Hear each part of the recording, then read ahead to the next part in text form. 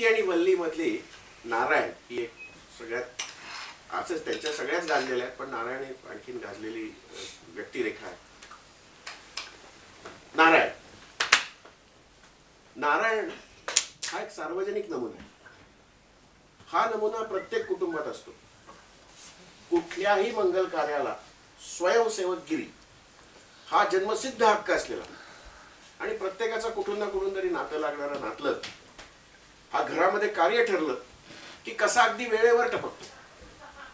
ज्या दिवशी मुलगी पाहायला मंडळी वगैरे येतात, मंडळी म्हणजे मुलाचे आई बाप, दूरचे काका, हे काका दूरचे वगैरे असून नेमके ह्यावेळी इतक्या जवळचे कसे होतात हे मला एक न सुटलेलं कौटुंबिक कोड आहे. मग नवरा मुलगा, मग नवऱ्या मुलाचा एक मित्र, या मंडळींमध्ये एक 8-9 वर्षाची जादा चुणचुणीत आणि आगाऊ मुलगीही असते. ती उगीच आपल्या पुढे पुढे करून चाचा वगैरे काहीतरी करत असते. कुठे कपाटाच उघड, उचक पाचक कर, असला भोचकपणा चाललेला असतो. खरं तर कार्टीला एक मारावं असं वाटत असतं, पण अय्या हुशार आहे नाही. मुलीचा बाप मुलाच्या बापाशी बोलत बसलेला असतो, म्हणजे काय आमचं आता असं बघा वगैरे वगैरे, म्हणजे दुरून शब्द ऐकू येत नाहीत, पण असं की आमचं सगळं व्यवस्थित आहे असं एका बाजूला चालू झालेलं. नवरा मुलगा असतो तो गप्प असतो, त्याचं अजून नक्की ठरलेलं नसतं. म्हणजे आपण तिच्याकडे बघावं, बघू नये, आपण जिच्याकडे बघतोय तीच आपली बायको का आणखीन कोण, असं त्याचं नक्की नसतं. नवऱ्या मुलाचा जो मित्र असतो त्याला पलीकडल्या बिराडामध्ये तिकडे एक पडदा हल्ल्यामुळे त्याला काहीतरी तिथे दिसलेलं असतं. त्यामुळे त्याचा चेहरा धड इकडे नाही, थोडा तिकडे, थोडा तिकडे नाही, थोडा इकडे, असं त्याचं चाललेलं असतं.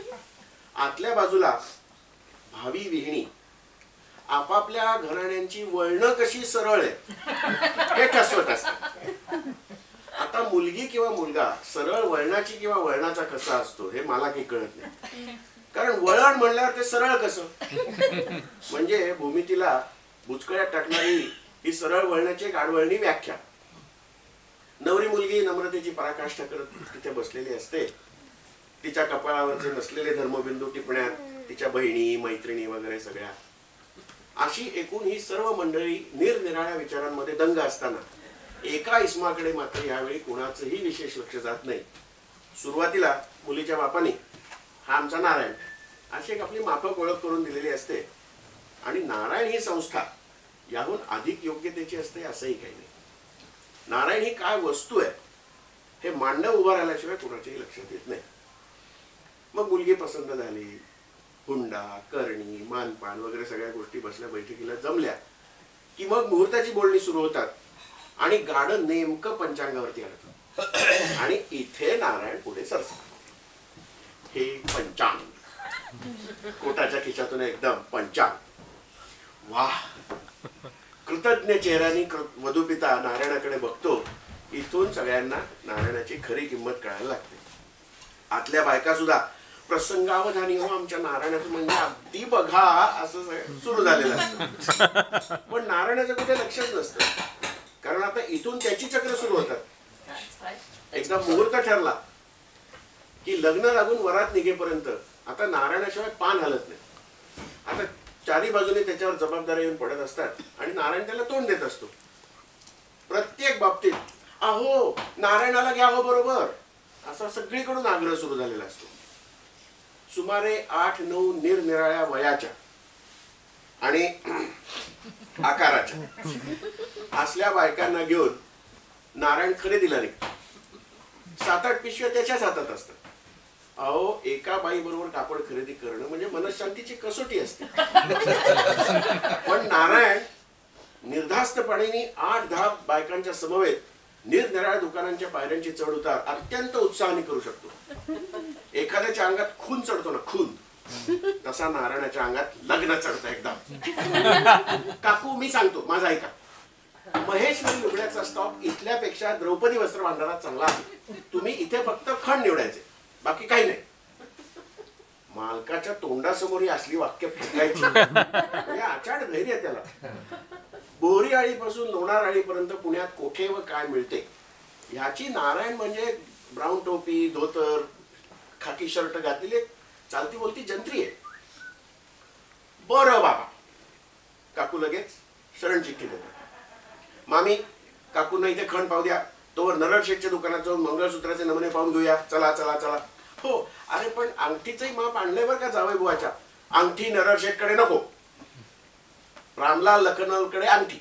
मी काल बोललोय का, आज माप टाकलं की पुढल्या सोमवारी अंगठी. अहो, सोनं पुढल्या 3 दिवसात वाढतंय म्हणजे हे देखील त्याला ठाऊक असतं. त्यामुळे सोन्याची खरेदी आज उद्या, चला चला चला.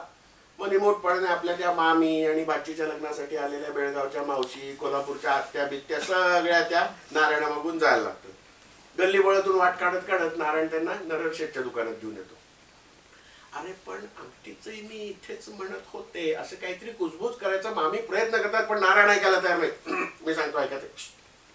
हा नरड शेठ, मंगळसूत्र नेला केव्हा येऊ? या 4-5 दिवसात. हे असं 4-5 दिवसात आल्यावर तो मला नक्की तारीख सांगा. 17 हेलपाटे मारायला सवड नाही आहे मला. नारायण म्हणजे सोनार दादांना एकदम सणसणीत दम भरतो.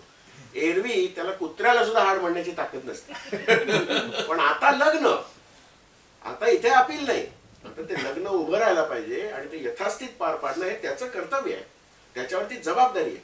अहो, गेल्या 4 दिवसात दाढीला सवड झालेली नाहीये त्याला. 4 तांबे अंगावर टाकून घरात सटकतो एकदम. मंगळसूत्राची ऑर्डर दिल्याबरोबर मोर्चा पुन्हा कापड दुकानात येतो. तिथे अजूनही मनासारखे खण सापडलेले नाहीत. वास्तविक 12,000 खण दाखवलेले असणार, पण ते ह्याला ते असतं तर, आणि ते त्याला ते हे असतं तर वगैरे असलं सगळं सुरू झालेलं असतं तिथे. पण नारायण डगमगत नाही. हा, एकदम पुढे येऊन, काकू मी सांगतो ऐका, हे घ्या 25, हे घ्या, यातले निवडा 8, हे 4 जरीचे, हा मुलीच्या सासूला होईल बस. अरे पण गर्भरेषमी असतं तर काय करायचंय थेरडीला गर्भरेषमी? सगळ्या बायका अगदी विरोधी पक्षातल्या पुढारी बाईची थेरडी चेष्टा ऐकून अगदी खुश. बर, हे झाले. आता साधे ठेवून घ्या, हे साधे एक 12 ठेवून घ्या. अरे 12 काय करायचंय, लागतात. लग्न सोमवारी आहे, त्या दिवशी बाजार बंद. आयत्या वेळी खण काय सुतळीचा तुकडा मिळायचा नाही विधभर. मग नारायणाच्या दूरदर्शीपणाचं अगदी कौतुक होतं तिथे. हे बरी खरं हो, आमच्या चंपीच्या लग्नात आठवतं ना रे नरू, विहीनबाई आयत्या वेळी अडून बसल्या, नवऱ्या मुलाला हातरुमाल हवेत. सगळा बाजार बंद. मग नारायणानेच आणले बाई कुठूनचे. नारायण फुलतो लगेच. कॅम्पापर्यंत सायकल आणीत गेलो आणि डझनाचं बाग सोडून आदळलं मी त्या वारूच्या नवऱ्या पुढे. पूस म्हणलं नाही का, किती नाक पुसतो. तसा डरत नाहीये, पण मी काय म्हणतो, आधीपासून तयारी हवी. काय गुजा मावशी, गुजा मावशी लगेच तिथनं, माझा सुद्धा हा सच मत आहे. लगेच तिकडनं त्याला पावते देतात. हो अगं पण पंचे घ्यायचे होते. पंचाचं मी बघतो, तुम्ही बायकांची खरेदी बघा. खण झाले, चालू झाले. आता आहेराची लुगडी, चला पळसुलेणी मंडळीत. अरे पळसुलेणीच्याकडे का जायचं, मी म्हणत होते जाता जाता सरमळकरांच्या दुकानी जाऊया की. सरळच्या लग्नात तिथूनच घेतली होती ना रे लुगडी. अहो त्यावेळी थोरले सरमळकर जिवंत होते मामी. 4 वर्षापूर्वी खतम, वारले.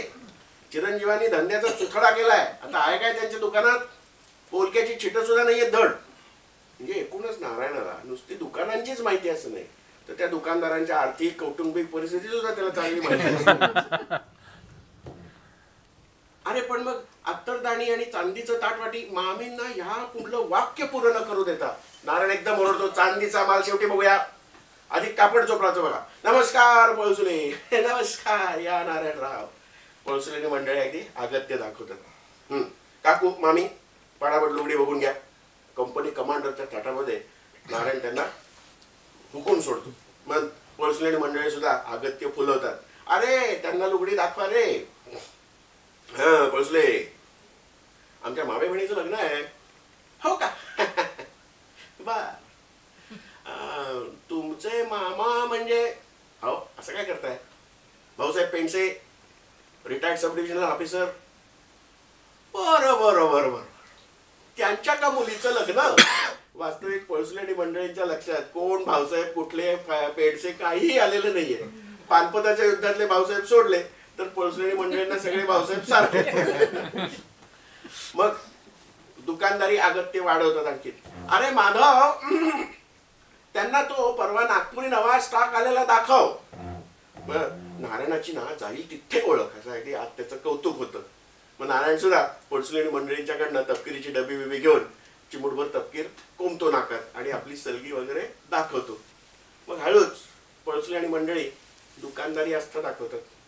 नारायणराव, शालू बिलूची झाली आहे का खरेदी? होत्या. पलीकडल्या दुकानातून शालू खरेदी केले त्याची दाद लागू देत नाही. तात्पर्य काय तर खरेदी संपते. मग निमंत्रण पत्रिकांचा विचार सुरू होतो. हिंदी, मराठी आणि इंग्रजी अशा तिन्ही भाषांमध्ये पत्रिका काढायचं ठरतं. इंग्रजी कशाला? नारायणाचा एकदम देशाभिमान जागृत होतो. शिवाय इंग्रजांपेक्षा इंग्रजीवर त्याचा जरा जास्त राग आहे.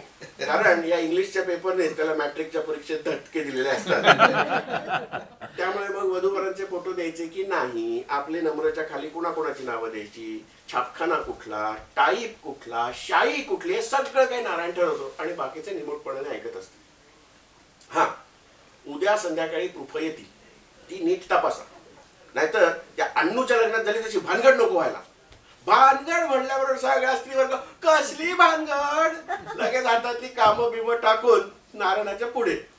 मग धोत्राने टोपीच्या पट्टीवरचा घाम बिम पुसत नारायण प्रत्येक लग्नात सांगितलेली गोष्ट पुन्हा सांगायला लागतो. अहो काय झालं? अहो तो अण्णू आपला. अरे म्हणजे भीमीचा भागचा म्हणतोस ना, ठाऊक आहे की दांद्रटच आहे, मेलं ते काही गरज नाही, त्याला आपलं दांद्रट ठरवून मोकळ्या. अहो तोच तो 3 साली लग्न झालं त्याचं. हो, जांभेडकरांची मेहुणी दिली की त्याला. हे तू सांगतेस प्रभे? अगं मी स्वतः ठरवलंय ते लग्न. मुलगी काळी म्हणून नको म्हणत होता हा अण्णू, कानाला झाला उभा केला बोरल्यावर. तर सांगत काय होतो, त्याच्या लग्नाच्या निमंत्रण पत्रिका त्यांनी छापून घेतल्या कुठे? गोणेश्वर प्रेसमध्ये. मी म्हणत होतो चांगला आमच्या हरिभाऊंच्या ज्ञानमार्ग मुद्रणालयात घ्या, पण नाही ऐकलं माझं. मी म्हणलं मरा. अय्या मरा म्हणायला घाबरतो काय? मी खरं म्हणजे त्याला वार्न केलं होतं बरं का काकू. मी त्याला वार्न केलं होतं की गोणेश्वर छापखाना ही नाटक सिनेमांची तिकीट आणि तमाशांची हँडबिल छापणार, हा लग्नाच्या निमंत्रण पत्रिका काय छापणार, डोंबल. पण नाही. आणि पत्रिका आल्या आणि जोड्यानं मारल्यासारखी बसली मंडळी. म्हणजे सांगतो अगदी ते निर्गाठ उकल अशा त्या साहित्यिक तंत्राने नारायण पुढची गोष्ट सांगायला लागतो. अहो काय झालं काकू, पत्रिका आल्या. काय पत्रिका आल्या, पोस्टात पडल्या. मी आपलं सहज पत्रिका उघडून बघतो, त्या पत्रिकेच्या खाली वडील मंडळींच्या निमंत्रणास मान देऊन अवश्य येण्याचे करावे असं असतं की नाही. तिथे तिकीट विक्री चालू आहे असं होतं. सगळ्या बायका अगदी मनमुराद असतात. जळलं मेल्याचं लक्षण. अरे लग्न म्हणजे काय सिनेमा वाटला काय तुझ्या गोडेश्वराला? सारांश काय तर उद्या प्रूफ येतील, ती नीट तपासा, नाहीतर एक म्हणता एक व्हायचं. चला आम्ही निघतो. अरे तू कुठे निघालास बाबा उन्हाचा? थोडा चहा तरी घेऊन जा की. इथे चहा पीत बसलो तर आचार्यांची ऑर्डर कोण देईल? नाना तेरेदेसाईला जाऊन भेटतो आधी. नाना तेरेदेसाई कोण? अरे तो चोळखंडाळीतला स्वयंपाकी पुरवायचा कंत्राट घेत होतो. पण मी काय म्हणत होते, नारायण हे बघ, आपण एकदम 400 पानांचं कंत्राट द्यावं. त्याच्या महागात लागेल. तेरेदेसाई आपला बेस्ट माणूस आहे. 4 आचारी पाठवेल, वाड्या वेड्याचं काम आपण बघू. आणि डोक्यावर टोपी चढवून चोळखंडाळीच्या दिशेने सायकल हाणायला त्याची सुरुवात गेला. आणि खुद्द लग्नाच्या दिवशी तर नारायण म्हणजे डोकं गमावलेल्या मुरारबाजी सारखा मांडवात थैमान घालत असतो. थैमान. आता त्याच्यावर चौफेर हल्ले होत असतात. अरे नारायण, पानाचा दबक कुठे आहे? नारायणा, मंगळसूत्र येणारे ना रे वेळेवर. नारायणराव बँड वाले नाही वाले अजून. काय हे नाऱ्या? अरे गुलाब पाण्याची बाटली फुटली. नारू काका, माझ्या तट्टीची नादी बांध ना. नरू भाऊजी, एवढी नट ठेवून घ्यावं तुमच्याजवळ, वरातीच्या वेळेस घेईन मी मागून. नाऱ्या आले का वरती? चहा नाही आला अजून, गाई पेटलाय. नारबा पटकन 3 टांगे सांगा. आणि नारायण एका हातात केळीच्या पानांचा बिंडा, बगलेत केरसुणी, खिशातून उदबत्त्यांचा पुडा डोकवतोय, एका हातात कोणाचं तरी कार्ट धरलंय असं, आणि तोंडाने क्रिकेट कॉमेंट्रीच्या वेळी रेडिओ जसा अविश्रांत ओरडत असतो की नाही तसा त्याचा जिभेचा पट्टा चालू आहे. हो भटजी, ही केरसुणी, ए पांड्या, ते बोल स्वच्छ काढून घेते. कोण? मंगल कैलास मॅनेजर. मला कशाला बोलत आहे? त्यांना म्हणून तुम्हीच इकडे या. वसंतराव, पॅन्ट सोडा, धोतर नेसा. नाही आता देवक बसायला पाहिजे. चला चला चला. काकू, तुम्हाला कितीदा सांगितलं, बँड संध्याकाळी वरातीच्या वेळेला, आत्ता सणईचा उघडा, बरोबर 7 वाजता सगळे हजर होते. तुम्ही काही काळजी करू नका. बायकांचा फराळ आटोपला की नाही आधी? किल्ली कशाला हवी? किल्ली किल्ली नाही म्हणायची. तामण मी काढून देतो. किल्ली नाही देणार. या या तेरे देशे या. ओ मधुमाशी, ते बघा आचार्य आले. हा जा सरळ. अहो असेच जा सरळ. आचार्य बालकांना भिता. जा की. तुझं काय लेखा आता इथे? टांग्याचं भाडं मी देतो, तू जा. काय रे चोळखंड, तुम्ही इथपर्यंत 1 रुपया तीर्थरूपांना मिळालं का तुमच्या तुमच्या घोड्याच्या? एक दमडा नाही देणार. ए चल चल, हे 10 घे चल. ए सरळ, तुम्ही कुठे निघाला ग? कारक्यांना आता कुठेही नाही जायचं. प्रत्येक जण नारायणाचा सल्ला घेत असतं, त्याला काम सांगत असतं, त्याची मधून मधून चेष्टाही करत असतं. आणि इतकं सगळं होऊन प्रत्यक्ष लग्न या घटनेमध्ये त्याला काहीही इंटरेस्ट नसतं. कारण इकडे मंगलाक्षत्र वधूवरांच्या डोक्यावर पडत असताना कुठल्याशा एखाद्या कुर्यात सदा मंगलम ला 4 मंगलाक्षत्र उडवून तो जे सटकतो त्यात पानं मांडायला. उदबत्त्यांचा पुडा कुठे ठेवलाय त्यालाच ठाऊक असतं. रांगोळी ओढायची दांडी नेमक्या वेळी सापडावी म्हणून विवक्षित ठिकाणी त्यांनी ठेवलेली असते. त्याला म्हणजे सगळीकडे संचारायला मोकळी कागदी. बेधडकपणाने बायका मंडळीत सुद्धा घुसून मामींच्या ट्रंकेतल्या वरच्या कप्प्यात ठेवलेल्या कापराच्या पुड्या त्या काढायचं लायसन्स फक्त नारायण, इतरांना नाही. तेवढ्यात एखाद्या मग थोरल्या आजीबाई, नारायणा राबतोयस बाबा सारखा, कपभर चहा तरी घे, थांब. पण नारायणाला थांबायला वेळ नसतो. पण तेवढ्यात 100च्या नोटेचे त्यांनी रुपये करून आणलेले असतात. ते मोजायला त्याला 5 मिनिटं लागत असतात. मग गळ्यातल्या गोपातली किल्ली काढून फडताळ उघडून 4 लाडून बशीभर चिवडा त्याच्या पुढे ठेवतात आणि खा. आणि मग ही थोरली आजी आणि तिचा हा एक उपेक्षित नातू यांचा आतल्या आवाजात एकूण नवऱ्या मुलाकडली मंडळी या विषयावर एक संवाद सुरू होतो दोघांचा. नारायणा, नवऱ्या मुलाकडली मंडळी समंजस आहेत नाही रे चांगली? हा ठराव. वास्तविक याचा अर्थ समंजस नाहीत असा घ्यायचा असतो. पण विषयाला अशी सुरुवात होते. डोंबलाची समंजस म्हणल्यावर आजी पुढे चल साधे. हा सांगा. अगं साधी गोष्ट नाही. मी त्या नवऱ्या मुलाच्या काकाला म्हटलं की तुमच्याकडची माणसं एकदा मोजा, म्हणजे पानावर बसवताना चटाचट बसवता येतील. तो मला म्हणला मोजणी कारकून म्हणून नाही आलो मी इथे. आता हे काय बोलणं झालं? आम्ही पण बोलू शकलो असतो. वधू पक्ष पडला ना आमचा असं म्हणत नव्या कोऱ्या धोतरला हात बीत पुसत नारायण तिथनं उठतो आणि गर्दीत पुन्हा दिसेन असा होतो. मग त्या आजीबाईंना एक विषय मिळतो. अहो नवऱ्या मुलाकडल्या मंडळींना रीत नाही. अहो अजिबात नाही. ते काही विचारलं की काहीही बोलतात, वाटेल तसं आणि वाटेल ते सुरू लगेच आतमध्ये. आता पंक्तीमध्ये वाढायचं काम वास्तविक नारायणाचं नाही, पण पाणी वेळेवर वाढायचं नाही हा पंक्तीतल्या म्हणजे वाढप्यांचा अगदी शिरस्त आहे. बर्फ आणायला पाठवलेली मंडळी कधीही वेळेवर येत नसतात आणि लग्न नेमकी सगळी उन्हाळ्यात बोंबलाय. त्यामुळे बहुतेक वेळा पंगत उठता उठताच बर्फ येतो. मग हे बघितल्यावर नारायण जे भडकतो ते पाणी वाढायचं काम स्वतःच्याच हातात घेतो. मग काय ग्लास, कप, द्रोण, फुलपात्री, वाट्या जे काय हाताला लागेल ते दणादण प्रत्येकाच्या पानापुढे आदळत, थोडं पानात, थोडं कपात, थोडं बाहेर, असं दणादण पाणी वाढत सुटतं. मग श्लोकांचा आग्रह सुरू होतो. मंडळी आडेवेडे घेतात. ए चंद्या म्हण केले काय, म्हण म्हण, काय लाजतो काय? बराच वेळ तोही म्हणत नाही म्हणल्यावर मग स्वतःच ठणठणीत आवाजामध्ये शुका सारिखे पूर्ण वैराग्य जाते. काय पण लागणार श्लोक. शुका सारिखे पूर्ण वैराग्य जाते. जय जय रघुवीर समर्थ. एका हातात पाण्याची झारी, एका हातात खास जिलब्यांचा आग्रहाचं ताट वगैरे घेऊन ठणकावतो तो श्लोक. मग बाकीचे लोक श्लोक म्हणायला लागतात. मग भक्कम भक्कम मंडळी बघून नारायण जिलब्यांचा आग्रह करतो. घ्या घ्या. अहो लाजता काय चायला स्वतःच्याकडे असल्यासारखे घ्या असं असं करत आग्रह होतो. पंक्ती उठतात. धर्माघरी भगवंतानी खरकटी काढली तसा नारायण पत्रावळी उचलायला सुद्धा पुढे धावतो. मग बाकीची नोकर मंडळी त्याच्या जोडीला लागतात. तेवढ्यात नारायण पुन्हा सटकतो. आता तो वरातीच्या नादात फुलांनी मडवलेली मोटार स्वतः जाऊन घेऊन येतो. परत मध्ये येता येता बँडवाल्यांना, ए लेको जरा चांगली गाडी वाजवा, नाही तर ते उगाच काय ते झुट्ट बोले कव्वा काटे काय नाही तर म्हणजे बुट्टा मिल गया वगैरे असलं काहीतरी वाजवू नका. तर याला त्यातलं काही कळत नसतं, पण उगाच आपली जाता जाता एक त्या बँडवाल्यांना धमकी. मग रात्री 11-12च्या सुमाराला ती वरात निघते. ही नवरी मुलगी म्हणजे नारायणाचीच मामी बहीण अशी नात्यातली. ती निघताना नारायणाला वाकून नमस्कार करते.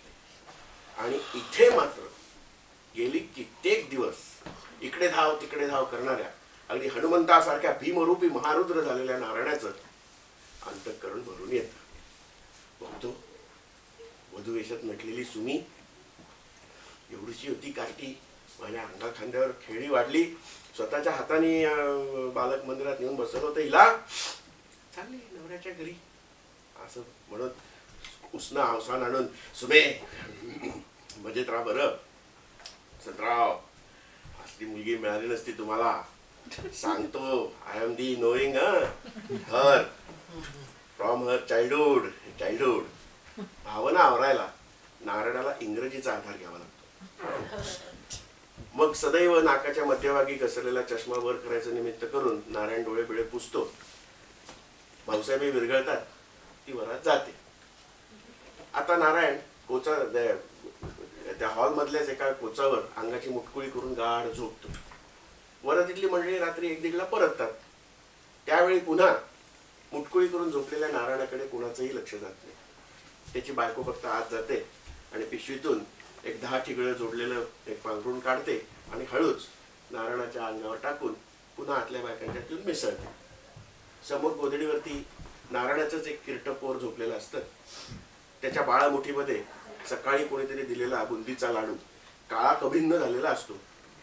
आता त्या मांडवात एका बाजूला कोचावरती नारायण आणि लांब दूर टोकाला मांडवाल्याचा नोकर घोरत पडलेले असतात. बाकी सर्वत्र सामसूम असतात.